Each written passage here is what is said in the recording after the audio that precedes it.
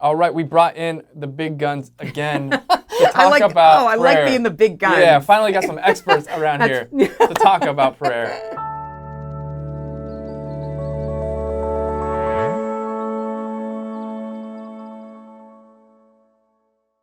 Hey, I am Father Mark Mary with the Franciscan Friars of the Renewal. I'm Danielle Bean. I'm a wife and a mom and author of Whisper, Finding God in the Everyday. Let's talk about prayer. Let's talk about, St. Paul says we got to pray all the time. Is that possible? What does that look like? I know, right? Where do we begin? Years ago when I would read those lines from St. Paul, like pray without ceasing. Oh, that sounds fantastic, but I've got laundry to do. I got a kid to drive to baseball practice. Like I've got stuff to do. I have 8 kids. At one point, they were all under the age of 12. So imagine that scene, okay? Like it was pretty busy. It was a chaotic time. And I know that for many times I would say, my life is a prayer. And like that, I just don't have time to pray. My life is a prayer. And that can be a very beautiful and real thing. And yet, I think maybe it can be a cop-out too. That sometimes if you're very busy, you're doing lots of different things, like make sure that you're not saying that kind of cliche. And really what you mean is, I'm just not making prayer a priority in my life right now. That we really need that time that's devoted to prayer, right? Yeah. And catechism doesn't like really play that game. The catechism, it says that we're not going to pray all times, we're not praying at particular times. Right. Which basically is saying your life, we're trying to get your life to be a prayer, but if you're not actually making some time, like concrete times to pray, that's some sort of like illusion that you're kind of like copping out with, I think so. And, just to be sure, we're not talking about you have to have like 2 hours on your knees in the chapel every day. Like we don't all like live in the kind of life that you're living. And so understanding that we have obligations in the world and that God means for you to be right where you are, if you're a busy student or you have work or you're raising a family, God knows all about that, right? So we're not talking about that, but that's not an excuse for not spending time that's devoted to prayer. It doesn't have to look a certain way. But I like to look at the example that Jesus gives us throughout the Gospels. How many times do we see this example? And it always stands out to me because I remember when I was a little kid hearing these Gospel stories, and Jesus goes away to pray. He goes out away from the crowds, away from the people. That early in the morning, he got up before anybody else was awake and went away to pray. And that always stood out to me because I was like, Jesus is God. Why does he need to pray? Like, what is he doing? And what he's doing is setting a beautiful example for us, underscoring the importance of going away to pray. Now, that doesn't mean you're going to be able to go off to the mountains and spend time in silent retreat all the time, but you can spend a few moments in your morning, a few moments in your evening where it's devoted. And now I know from experience, if you're not making a plan for that, it's not happening. And I think that's like a great sort of reminder is like, for many of us, we do have the desire to be the next St. Teresa of Avila or whatever. And we have the desire to be like St. Paul where we're praying without ceasing. But you're not going to get there if you don't actually just say, okay, for this 5 minutes, 10 minutes, 15 minutes, I'm going to pray. Right. So many times I would realize like I'm busy. I have work. I have my kids. I've got, we're homeschooling, all of these things we're doing. And I would fill my calendar with that and then be like, okay, where can I squeeze in God? And that's the opposite of the way you should be doing it, right? You should have this time that you have devoted to prayer and the other things are fitting in around it. Like, what are your priorities? And I feel really challenged by that sometimes. And sometimes, especially when I get busy, the temptation is like, well, today there's no time to pray.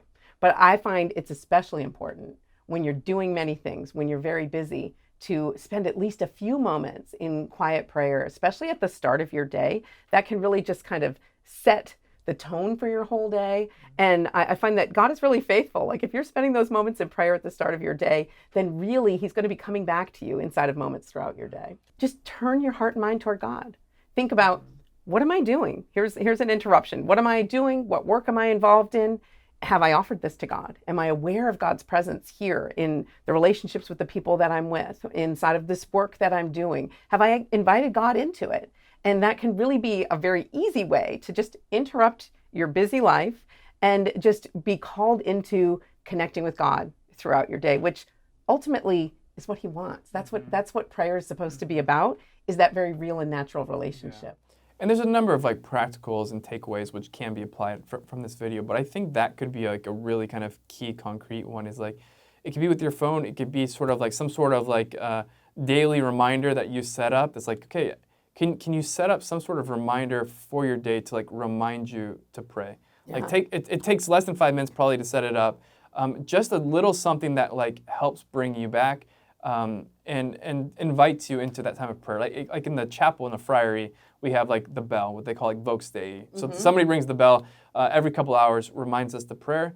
To take that logic and apply it to how it works for the laity in the world, I think makes a ton of sense. Yeah. And then also just think about some of the things you are doing every day. Like work with what you're doing. Like, are you folding laundry? I know some people who have a great prayer practice of when you're folding laundry, praying for each person whose clothing you're folding it, or whose clothing you're cleaning at any moment. And that's a beautiful way to pray. Or are you making a meal? Are you doing dishes? What are the regular things that you're doing in your day? Do you have a daily commute? I remember for years I would drop off my kids in the morning at school, and then it's a 9-minute drive from the school back to my house, and it was enough time to pray a Divine Mercy Chaplet. So I just attached that to that part of the day.